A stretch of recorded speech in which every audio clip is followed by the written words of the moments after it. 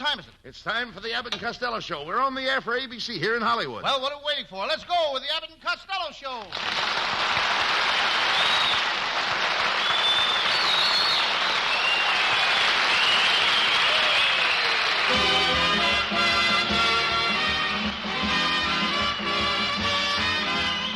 Yes, it's the Abbott and Costello Show, produced and transcribed in Hollywood for your listening and laughing pleasure.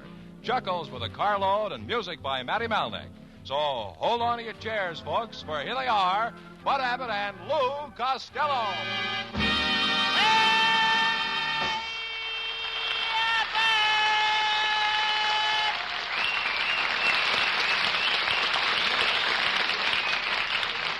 Well, it's about time you got here. Where were you? Well, Abbott, I met all the crown heads of Hollywood today. Costello, there are no crown heads in Hollywood. Abbott, you never walked through a picket line, have you? Stop this nonsense and tell me where you've been. Well, I was helping my Uncle Mike with his new invention. He's invented a plane that goes 5,000 miles an hour and goes to London in 5 minutes. Wait a minute. If it goes 5,000 miles an hour and goes to London in 5 minutes, how does it stop? Let London get a guy to work on that. Costello, your Uncle Mike is as big a dope as you are. Oh, yeah? Well, Yeah. my Uncle Mike is a smart man, Abbott. For 10 years, he ran the Chase National Bank for the investors. He did? Yes, sir. And for the next 10 years, investors ran a national chase for Uncle Mike.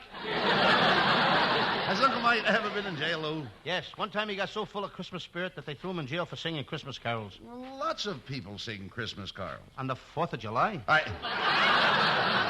Poor Uncle Mike, he's in a hospital. He's got a mule on his nose. Not a mule. You mean a mole? No, not after the mule kicked him in the kisser. He's got a mule there. All right. Costello, what keeps you from being the biggest idiot in the world? I guess I'm too fat for my height. Oh, get him out of here.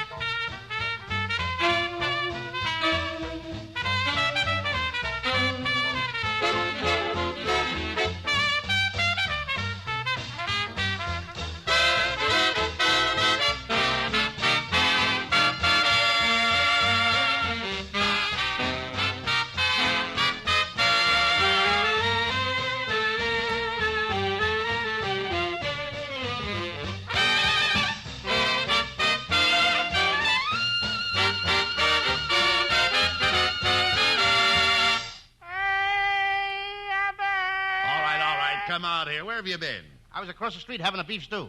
Well, how was it? Terrible. It had nothing in it but beef tongue and oxtails. Well, what's wrong with beef tongues and oxtail? Nothing. But who's getting all that stuff in between?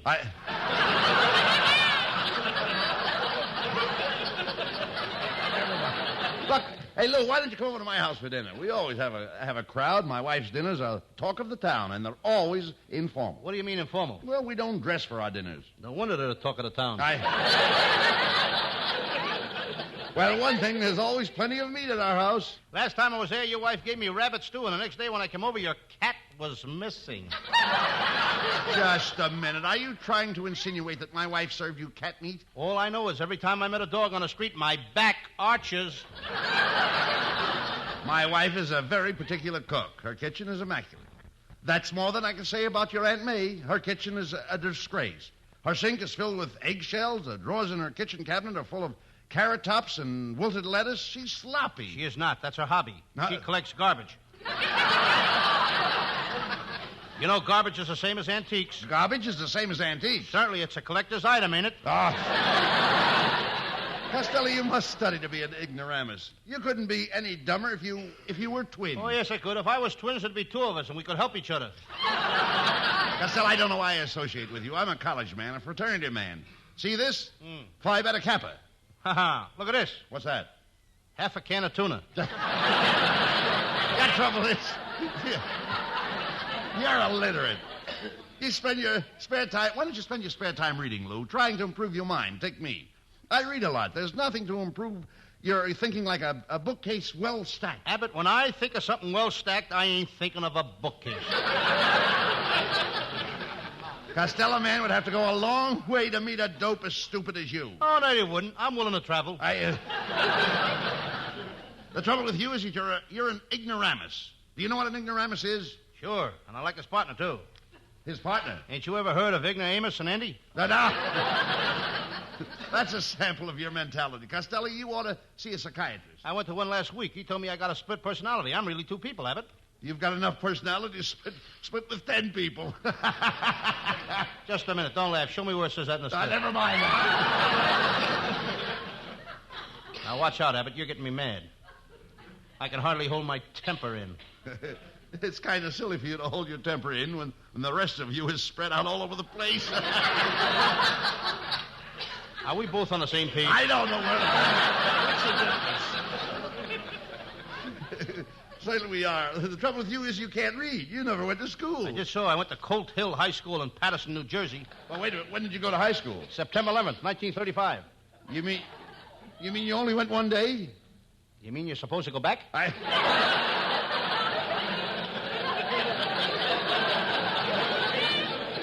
No wonder you're so stupid.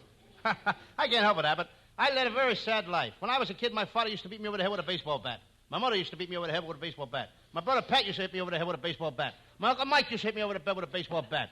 My Uncle Jimmy Keller used to hit me over the head with a baseball bat. Wait a minute, my Uncle Tom Zismus used to hit me over the head with a baseball bat. My goodness. Everybody hit me over the head with a baseball bat. That's terrible. That was a terrible family. Yeah, but what a baseball team we had. You must have been a pretty tough kid to stand all that abuse. I was a pretty tough kid, Abbott. I belonged to the toughest gang in Patterson. We were so tough that when we walked down Main Street and Market Street, even the sewers backed up.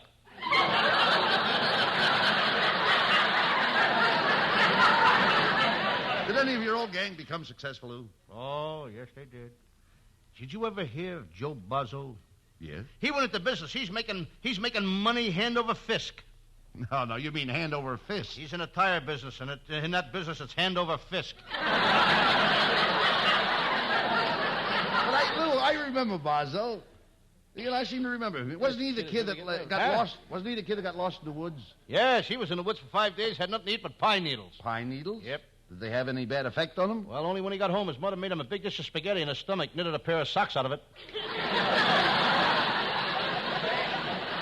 Well, you ought to be ashamed of yourself. Everybody in that gang, they all amounted to something but except you. I'm doing all right, Abbott. Only yesterday, MGM called me up and wanted to use me in a screen test, but I turned him down. You turned down a screen test? Why? They wanted to throw me against it and see if it was strong. You couldn't work for anybody.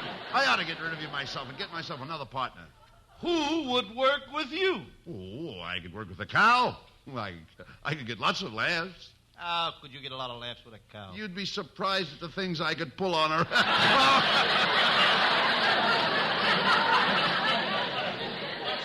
Hello, boys. Hey, look, Costello, it's our secretary, Viola Vaughn.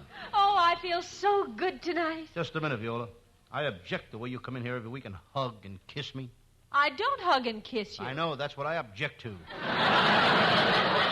Viola, you look lovely tonight. That's a beautiful dress you have on. Do you like it? It's made of jersey. Looks a little tight around Patterson. It's supposed to be tight. It's a half and half dress. It's half cocktail and half dinner gown. Which half are you wearing? Never mind it. Have you heard from your folks since you've been out here? Oh, yes. I got a card this morning. They're driving out, and last night they stopped at a little place outside New Orleans called Howe's Bayou. How's Bayou? Fine. How's Bayou? If this keeps up, I'm going to turn my ice machine business. What'd you say? If this keeps up, I'm going to turn my ice machine business over to my brother Pat. Well, pay no attention to Viola. He's just jealous. I am not. Well, Mr. Abbott is right, Costello. I can see right through you. Well, it was a little warm today to wear a slip.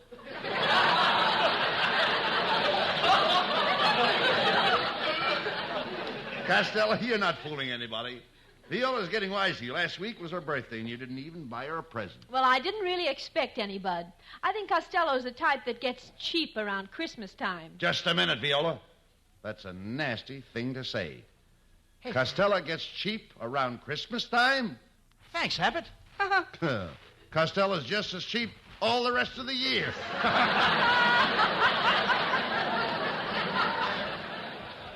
If the Plasters Union is listening, have Bud Abbott's overalls ready in the morning. Abbott will be back on the job. Cut it out, Costello. You're just jealous because Viola and I are more popular than you are. You're popular? Certainly. Haven't you noticed every week when I come to the broadcast, there's a mob outside that grabs me and asks me for my autograph? Sure, but Abbott, I'm asking you. Do you think it's worth it? What do you mean, is it worth it? Dressing up every Thursday like Dinah Shore. You see, Viola? He is jealous of our popularity. Go ahead, Viola. Tell him how popular you are. Well, I don't like to brag, Costello, but I was over at RKO yesterday and walked on a set, and Cary Grant kissed me 3 times. So what? I was over at MGM yesterday. I bent over to tie my shoe, and Lassie licked my face.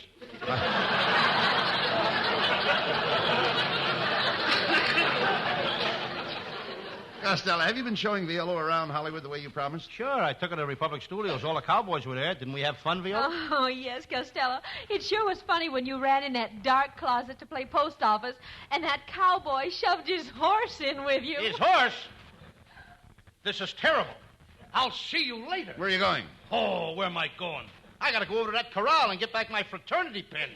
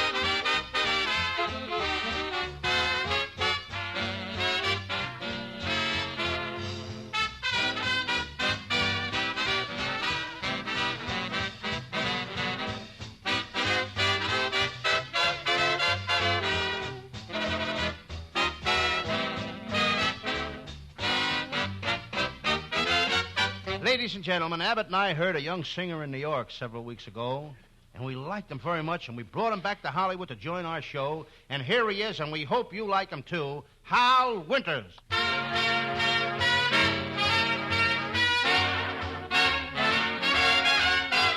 I'd love to get you on a slow boat to China, all to myself alone. Get you and keep you in my arms evermore. Leave all your lovers a-weeping on the faraway shore. Out on the briny with the moon big and shiny, melting your heart of stone. I'd love to get you on a slow boat to China, all to myself alone. There is no verse to this song, 'cause I don't want to wait a moment too long to say that I'd love to get you on a slow boat to China, all to myself alone. I'd love to get you on a slow boat to China, all to myself alone.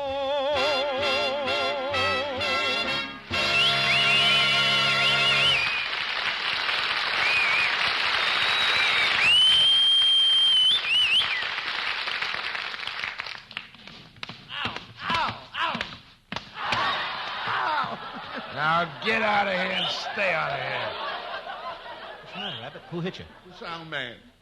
I like to fool around with the sound effects. Every time I go over there and touch the stuff, he hits me. Is that so? Yeah. Huh. You can't do that to my partner. Come on. We're going over there and we'll tell him. Now, there's the sound effects department, Abbott. Go ahead. Come on. Fool around with anything you like. Thanks, pal. Blow the whistles. Do anything. Oh, boy, this is fun. Make a train. Yeah. So, you're fooling around with my stuff again, eh? Ow! Ow! Costello, what are you doing to me? Ain't you going to say something? I certainly am. What? Abbott, if you don't stop fooling with this guy's stuff, he's going to knock your brains out.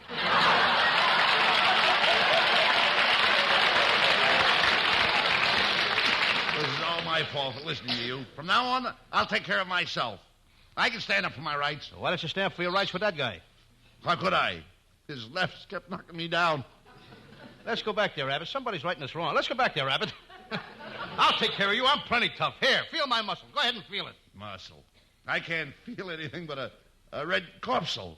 Yeah, but ain't it got a hard head? Who are you kidding? I'm the guy's got muscle. I used to be a prize fighter. I was one of the cleanest fighters in the ring. You should have.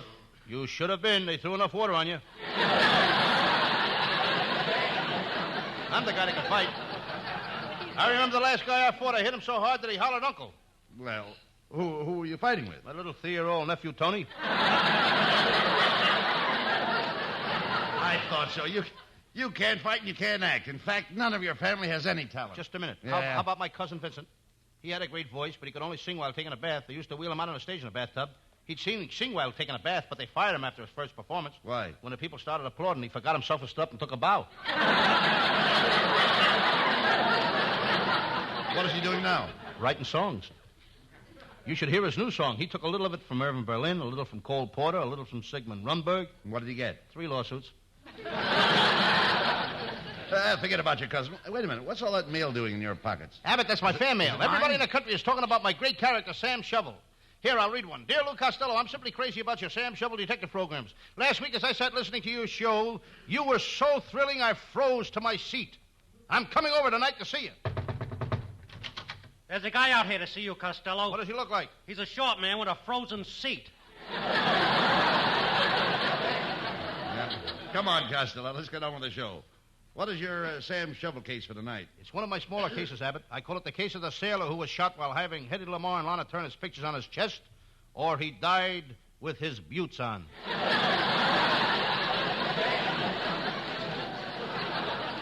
Sounds interesting. Let's do it. Okay. And now the makers of Crummies, the breakfast food that dares to be different, presents The Adventures of Sam Shovel, Private Detective. But first, a word about our product, Crummies. Crummies is the only breakfast food that comes ready to serve. We put in the sugar, strawberries, milk, and cream right into the package. Look for it on your grocer's shelf in the large, soggy box. And Crummies is fine for the youngsters. You can safely feed Crummies to a 2-year-old. Some of the well-known 2-year-olds that eat Crummies are Citation, Entrust, and Bazooka. Crummies is the only breakfast food that is shot from cannon. So remember, when opening the package, stand back.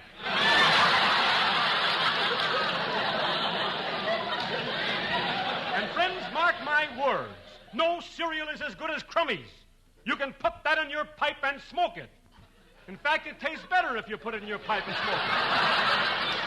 And now for the further adventures of Sam Shovel, Private Detective.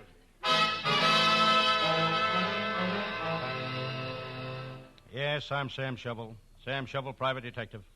I don't feel so good today. Last night, my fraternity invited me to a football dinner. That's the last time I'll eat football for dinner. I'm kind of tired, too. I traveled all night. I rode the chief in from Albuquerque. Next time, I'm going to take a train. Riding piggyback on an Indian is murder. I was down there trying to get a conviction on one of my cases, Maxie the murderer. But he had a clever lawyer. I charged him with murder, but the jury whitewashed him.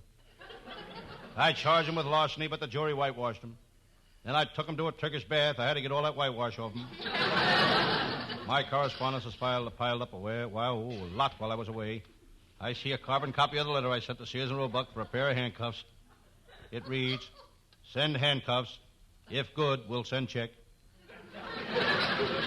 Then I pick up their answer. It reads, send check. If good, we'll send handcuffs. That reminds me I may get called on another case. I think I'll clean my Remington before I put it back in my pocket. Someday I'm going to buy a gun.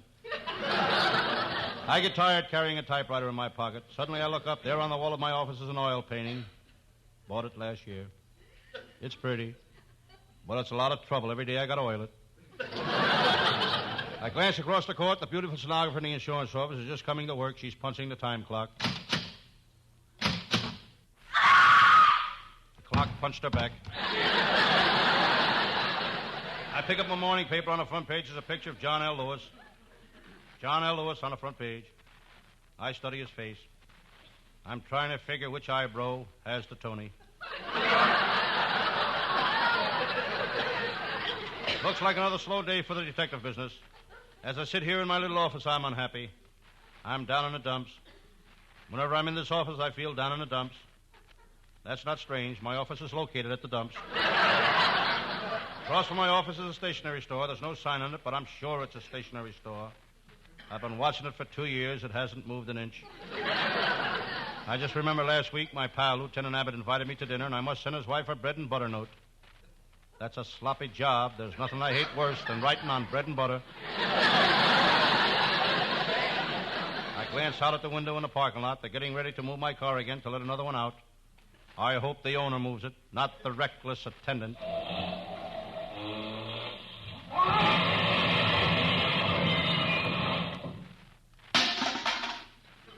Thank goodness the owner moved it. I noticed my pal, Lieutenant Abbott, in the homicide squad coming this way. He's a regular bloodhound. When he's after a crook, he can smell a trail. In fact, he smells any place.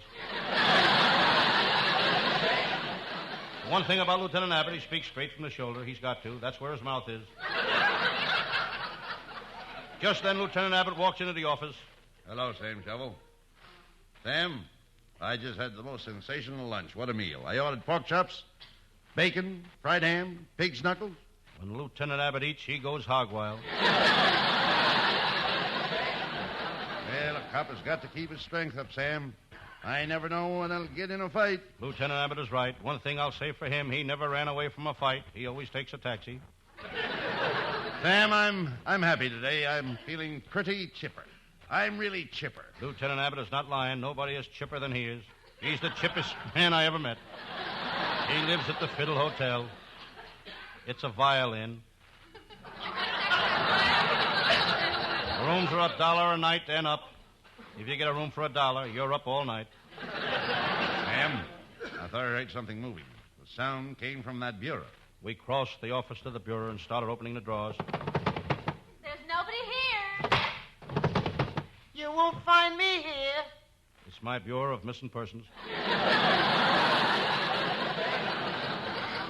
Speaking of missing persons, Sam, what happened to that crooked musician you were trailing? Lieutenant Abbott was referring to Matty Banjo Head Malnick, the leader of one of the crookedest bands in this country. Sam, how can you say that? Matty's boys are all artists. They must be artists. I know they're not musicians. Lieutenant, when Matty Banjo Head Malnick heard I was after him, he took it on the lam. That was 3 weeks ago. Hiya, Sam Shovel. He's still on that lam. Sam, you gotta help me. That Bergman gang is trying to shake me down for $10,000, and I'm afraid I'll have to pay through the nose. Why should you have to pay through the nose? That's where I keep my money. What a clever crook that Malnick is. When he needs money, he don't have to blow a safe. He just blows his nose. Just look at it. I'd like to have his nose full of Canadian nickels. Malnick, you'll have to get out of here. Sam and I are talking business. I'll go, but first I want to give Sam this batch of cookies I baked for him. Here, Sam, they're your favorite kind, policeman cookies. Policeman cookies? Sure, ain't you never heard of cop cakes? So long, copper. Everybody's got good writers but me. I'm going to have to start paying next week. That Malnick is a very clever boy. He ought to go over to the Eagle Laundry and put his head in with the flat work. Well, never mind him, Sam. Hey, look who's coming across the street. It's Two-Gun Gertie. Two-Gun Gertie, the gorgeous gun moll. Once I asked her to marry me, but she refused. She's too class conscious. Gertie is class conscious? I ain't got no class, and she's conscious of it. Just as I finished making this clever remark, the door burst open, and Gertie entered my office. Sam Shovel, my darling. Oh, Sam, you gotta help me. What's up, Gert? The cops are after me. They think I'm hiding something. They think I've got it on me. You may have it on you, but you sure ain't hiding anything.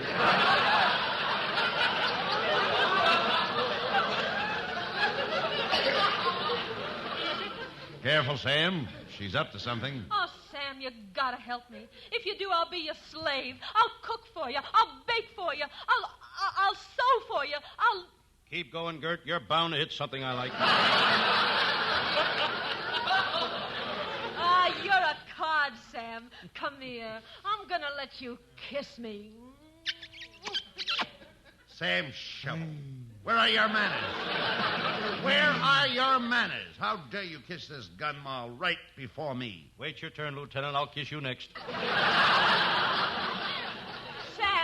Sam, why don't we start going steady again? We could be so happy. Look out the window, Sam. See those two lovebirds in that tree? Yes. Why can't we be like them and do what they're doing? Okay, but I don't think the branches will hold us.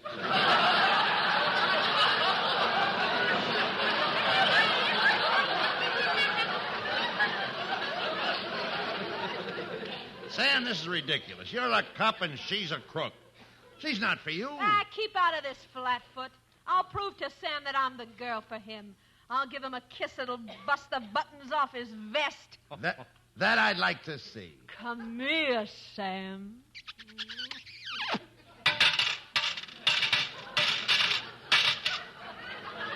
Sam. Sam Shovel, say something. Has any lady in the audience got a needle and a thread?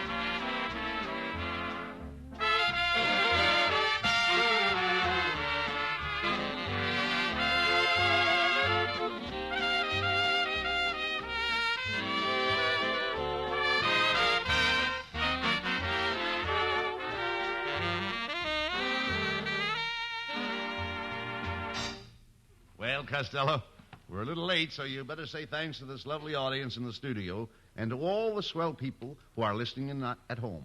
Thanks for listening, folks. And I would like to thank the people that help us bring you this show every Thursday night. Our writing staff is headed by Eddie Foreman with Paul Conlon, Pat Costello, Martin Ragaway, and Leonard Stern. And thanks to Matty Malnick and all his boys and our vocalist, Hal Winters. And thanks also to our producer, Charles Vander. We'll be back again at the same time next Thursday. Good night, folks. Good night to everybody in Patterson. Good night.